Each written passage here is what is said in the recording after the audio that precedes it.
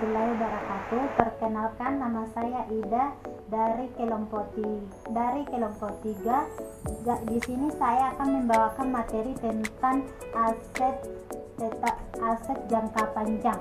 Yang pertama itu harga perolehan aset, di mana yaitu semakin pesatnya pelaksanaan pembangunan di berbagai sektor industri yang didukung oleh kemajuan teknologi dan globalisasi pasar internasional akan berdampak pada timbulnya persaingan yang ketat di antara perusahaan.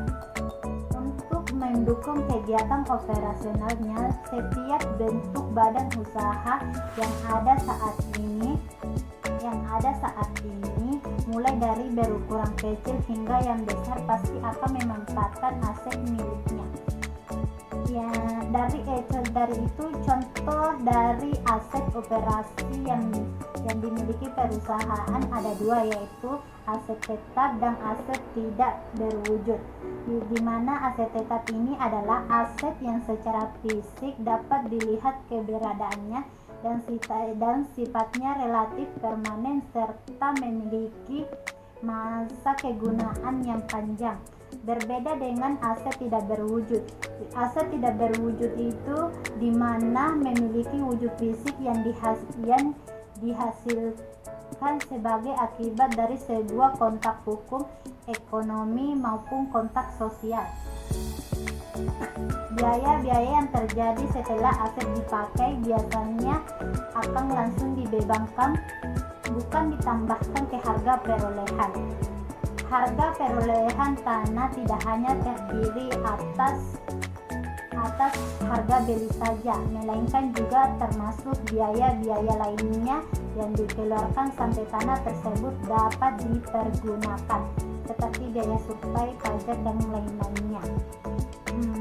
Sedangkan untuk penyempurnaan tanah seperti pembuatan tempat parkir, taman, trotoar, pengaspalan, pemagaran, harga perolehannya meliputi pembelian bahan, pembayaran upah tukang atau teknisi, dan biaya tidak langsung lainnya.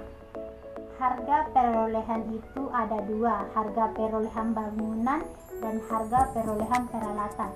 Harga perolehan bangunan ini terdiri atas harga beli, pajak, komisi, broker, biaya pengurusan surat untuk mendapatkan hak kepemilikan atas bangunan, dan biaya rekondisi sebelum penempatan. Yang kedua itu harga perolehan peralatan. Harga perolehan peralatan ini seperti terdiri atas harga beli, pajak, ongkos angkut, biaya uji coba sampai peralatan tersebut benar-benar dapat dioperasikan dan dimanfaatkan. Sedangkan untuk aset yang tidak berwujud dari pihak lain atau bukan yang dihasilkan sendiri, seperti hak paten, trademark, corporate, franchise, customer list, dan goodwill. Begitulah penjelasan dari saya. Selanjutnya akan dijelaskan oleh kelompok lainnya. Terima kasih. Perkenalkan, nama saya Hamsia, kelas akuntansi B 2017. Seperti tugas sebelumnya, di sini saya akan melanjutkan materi dari teman saya, di mana judul materi yang akan saya paparkan yaitu pengeluaran modal dan pengeluaran pendapatan. Yang pertama, apa itu pengeluaran modal? Pengeluaran modal adalah penggunaan dana atau kas untuk mendapatkan aktiva operasional yang akan membantu memperoleh penghasilan dan mengurangi biaya di masa yang akan datang. Pengeluaran modal seperti aktiva tetap operasional, contohnya pabrik, equipment, renovasi besar, paten, atau hak cipta. Proyek pengeluaran modal ini memerlukan biaya atau jumlah kas yang besar terkait untuk jangka waktu yang panjang. Dan yang kedua, apa itu pengeluaran pendapatan? Pengeluaran pendapatan adalah biaya-biaya yang hanya akan memberi manfaat dalam periode berjalan, sehingga biaya-biaya yang dikeluarkan ini tidak akan dikapitalisasi sebagai aset tetap di neraca, melainkan akan langsung dibebankan sebagai beban dalam laporan laba rugi periode berjalan, di mana pada saat biaya tersebut dikeluarkan atau terjadi. Contohnya biaya iklan, biaya tenaga kerja, dan biaya-biaya variabel lainnya. Sekian materi yang bisa saya paparkan. Materi selanjutnya akan dilanjutkan oleh teman saya. Perkenalkan, nama saya Nurdiana. Di sini saya akan melanjutkan penjelasan materi dari teman saya, yaitu faktor-faktor yang mempengaruhi beban penyusutan. Nah, sebelum itu, beban penyusutan adalah pengakuan terjadinya penurunan nilai atas manfaat potensi jasa suatu aset. Nah, untuk memperoleh besarnya beban penyusutan produk secara tepat dari pemakaian suatu aset, ada 4 faktor yang perlu dipertimbangkan, yaitu yang pertama yaitu nilai perolehan aset, yang kedua nilai residu atau nilai sisa, ketiga umur ekonomis, dan yang keempat yaitu pola pemakaian. Selanjutnya ada 3 faktor yang mempengaruhi beban penyusutan. Yang pertama yaitu biaya perolehan, di mana biaya perolehan ini merupakan faktor utama untuk menentukan jumlah penyusutan. Yang kedua yaitu perkiraan umur ekonomis aktiva. Nah, di mana faktor ini merupakan faktor yang harus dipertimbangkan saat menghitung biaya penyusutan atau depresiasi, adalah umur ekonomi suatu aset. Nah, yang selanjutnya yaitu perkiraan nilai residu aset. Nah, di mana perkiraan nilai residu aset ini merupakan nilai yang dapat direalisasikan ketika aset dijual atau tidak dipakai lagi pada akhir perkiraan masa manfaatnya. Mungkin sekian dari saya, akan dilanjutkan oleh teman saya. Assalamualaikum warahmatullahi wabarakatuh. Jadi kali ini saya akan membahas mengenai perubahan estimasi akuntansi.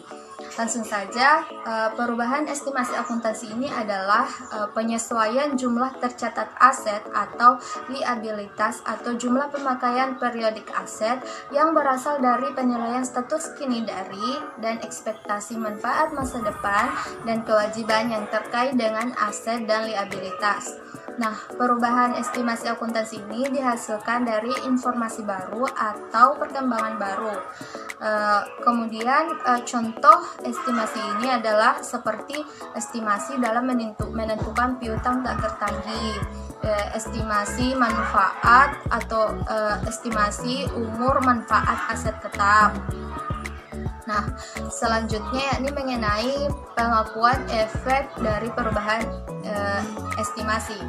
Nah, entitas atau perusahaan itu harus mengakui efek dari perubahan estimasi akuntansi itu secara prospektif, yakni sebagai berikut. Yang pertama, sepanjang perubahan estimasi akuntansi mengakibatkan perubahan aset dan liabilitas atau terkait dengan suatu item ekuitas, nah perubahan estimasi akuntansi tersebut itu harus diakui dengan menyesuaikan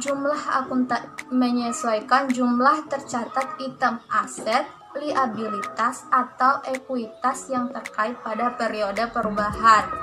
Kemudian yang kedua yakni dampak perubahan estimasi akuntansi. Selain perubahan penerapan yang tadi, juga harus diakui secara prospektif dalam laporan laba rugi, yakni pada yang pertama itu periode perubahan, jika dampak perubahan hanya pada periode itu. Yang kedua, periode perubahan dan periode mendatang. Nah, jika perubahan itu berdampak pada keduanya. Selanjutnya mengenai pengungkapan perubahan estimasi. Nah, untuk entitas atau perusahaan yang melakukan perubahan estimasi akuntansi, ini harus mengungkapkan 2 hal. Yang pertama, entitas mengungkapkan sifat dan jumlah perubahan estimasi akuntansi yang berdampak pada periode berjalan atau diperkirakan akan berdampak pada periode mendatang. Kecuali pengungkapan dampak pada periode mendatang tidak praktis untuk mengestimasi dampak tersebut. Nah, yang kedua, jika jumlah dampak pada periode mendatang adalah tidak diungkapkan karena estimasinya tidak praktis, maka entitas juga harus mengungkapkan fakta tersebut. Nah, itulah tadi pemaparan materi dari saya. Materi selanjutnya akan dilanjutkan oleh teman saya. Ya, perkenalkan, nama saya Raditya Jana. Di sini saya akan melanjutkan materi dari teman saya, yaitu tentang penurunan nilai aset berwujud atau nilai impairment. Nah, teman-teman tahu nggak siapa itu nilai impairment? Oke, langsung saja. Nilai impairment yaitu suatu indikasi adanya penurunan nilai dari si aset tetap. Kemudian setelah kita tahu pengertian nilai impairment secara umum, sekarang kita cari tahu hal-hal apa saja sih yang membuat kita bilang aset itu impairment. Nah, ada dua indikasi. Indikasi yang pertama ditinjau dari faktor eksternalnya, kemudian yang kedua ditinjau dari faktor internalnya. Ditinjau dari faktor eksternalnya, hal-hal apa saja? Yang pertama, adanya perubahan signifikan nilai aset kita di pasar. Nilai aset kita di pasar itu sendiri. Kemudian yang kedua, perubahan tingkat suku bunga. Yang ketiga, perubahan teknologi. Nah, di perubahan teknologi ini, jika teknologi berubah, maka aset kita berefek. Maka pasti aset kita maka nilai aset kita pasti turun. Kemudian ditinjau dari faktor internalnya. Hal-hal apa saja di faktor internalnya? Yang pertama yaitu mengalami kecacatan. Yang kedua, adanya perubahan entah dari cara penggunaannya ataupun dari cara manfaatnya. Kemudian yang ketiga, ini yang paling penting, kinerja tak sesuai yang kita harapkan awalnya. Kemudian